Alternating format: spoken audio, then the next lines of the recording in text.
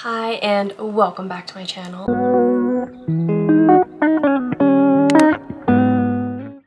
If you are new here, my name is Stacy and I'm a NASM certified personal trainer, and I have some beginner workout guides on my website, which I'll have linked below. I am also a dream vacations travel advisor, which means I can help you plan as little or as much of your dream vacation as you would like. I'll have my travel website linked below, as well as my free quote form. I post a bunch of Disney travel and my week of workouts every single week. So if you're interested, please consider subscribing to my channel. My goal is to reach 500 subscribers by the end of April. And also like my videos. It helps YouTube push out my videos more, so I get more views, which then helps me achieve that goal. So today's video, I'm not gonna do a week of workouts video, but today's gonna be a recap of my fitness over 2024 and then my 2025 fitness goals. So let's go ahead and get into this video. Throughout 2024, I was pretty inconsistent with my workouts. I pretty much almost stopped working out. I might have worked out 3 to 4 times a month. Not really consistent enough to make any kind of progress or maintain the progress I had already made. Although 3 to 4 times a month is better than nothing, but it wasn't enough to help me achieve my fitness goals. And then as far as my nutrition goes, I kind of just didn't pay any attention to portion size or anything like that. So I probably overate quite a bit. And also, I had started a new job a few years ago, going from being on my feet all day long, doing a bunch of stuff, to pretty much sitting on my butt all day because I drive a lot, and then also really being able to focus on my content creation, which means I'm also sitting at my desk on my computer. So it just made it a little bit harder to add that extra movement that I had in the previous job. So I went from pretty much a super active job to a very sedentary job. So with all of those things, I ended up gaining about 60 pounds over the last year. I don't really care so much about the aesthetics and how my body looks, but how my body feels. So my body is not really happy with that weight. I can feel it in my joints, my knees and my ankles, and my asthma has been really, really bad. Cardio is a really good asthma management tool for me, so as long as I'm consistently getting on the treadmill or outside running, or at least walking, it definitely makes a big difference in how my body feels. So even though I don't need to focus so much on how my body looks, I'm more focused on how my body feels. Around like the beginning of October is when I started posting consistently my week of workouts. Some weeks were better than others. Some weeks I was right on top of it. I got all of my workouts in, but majority of them I did not. And if you've been following along with my journey so far, you kind of have seen that. I have TMJ, which is like the overactive masseter muscle, clenching my jaw a lot, and that causes migraines.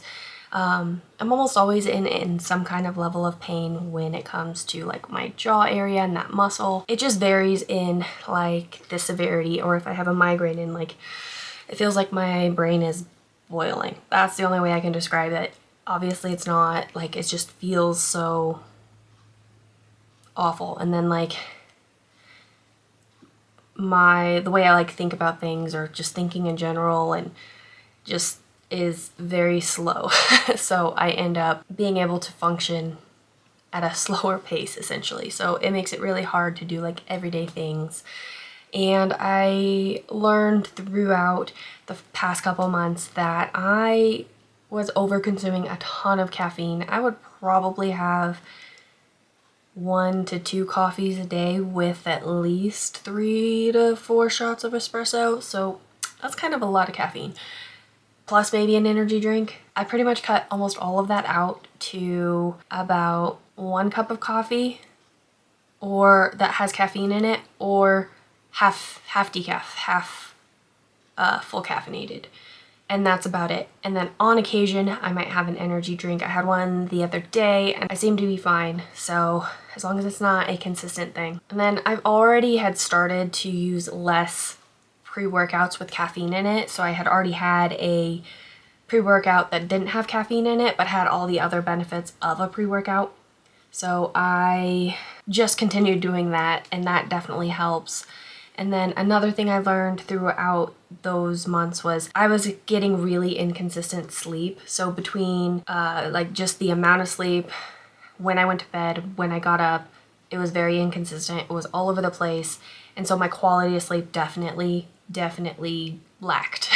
So I learned that I need to have a solid, basically bedtime and wake up time so that I can go to sleep and wake up at the same time every single day, which then will give me like the length of time that my body needs for sleep.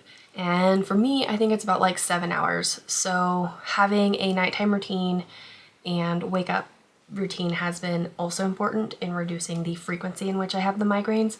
And so those things have definitely helped a lot. So it's been quite the journey the past couple of months. As a NASM certified personal trainer, I know what I need to do to improve my fitness and achieve those goals, but it's been a struggle to actually get motivated to get there. I like to say you can never rely on motivation to do anything. You just have to utilize other techniques like, why do I want to do this? What's other motivating factors, not just I have the random inspiration to go do the thing. That's been a little bit of a struggle, reminding myself all of the things I know I need to do to achieve my fitness goals, but without paying attention to how much I eat, just simply not working out and not paying attention to how I sleep, just not taking care of my body how I need to. After switching jobs to a significantly more sedentary job, I could tell that my body wasn't happy with it. Since October, I've been more consistent and mindful about getting my workouts in. I may not have gotten as many workouts in as I had planned.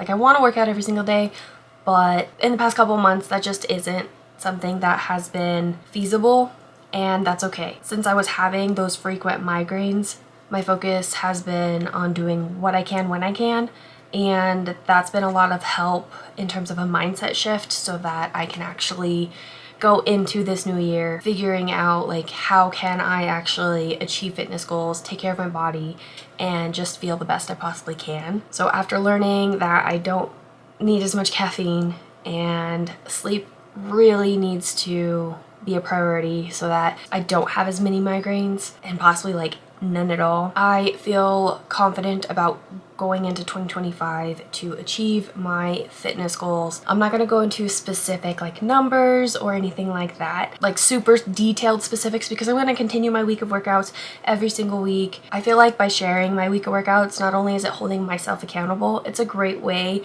for me to track my progress. So I'm pretty excited to keep that going. So if you haven't already, please subscribe to my channel for more of my weeks of workouts. So I'm gonna go get into my goals for 2025. So my number one goal is going to be consistency. Consistency with my workouts, consistency with my sleep, and consistency with my nutrition. I'm going to review all of my goals and progress every 3 months. So my first set is going to be from January to April, and then every 6 weeks I'm going to kind of look at my overall training program, so the exercises I plan on doing. Every 6 weeks I want to change what like my isolation workouts are, so I'm going to keep my main compound movements and then adjust the isolation movements just to keep the workouts a little bit fresh, and it's not as monotonous as workouts. Like, workouts are going to be monotonous. Your body needs time to adapt to your workouts. You can't switch it up all the time if you have specific fitness goals and strength goals, stuff like that. So that is my plan in terms of just monitoring progress and kind of keeping my workouts fresh. So here's a little bit more specifics for the time between January through April. I'm going to do 4 strength training workouts a week, 2 upper body, 2 lower body, which is what I've already been doing. I like that workout split. It seems to be working out just great. And then 3 cardio days a week, One being just like a run on my treadmill or outside if I feel like getting outside. I don't think so because it's cold, so I probably won't. Or walking on my walking pad while I'm doing computer work, which I don't know why I haven't been doing this whole time. I've had it for like 6 months, but it is what it is. And then hit my calorie goal and my protein goal.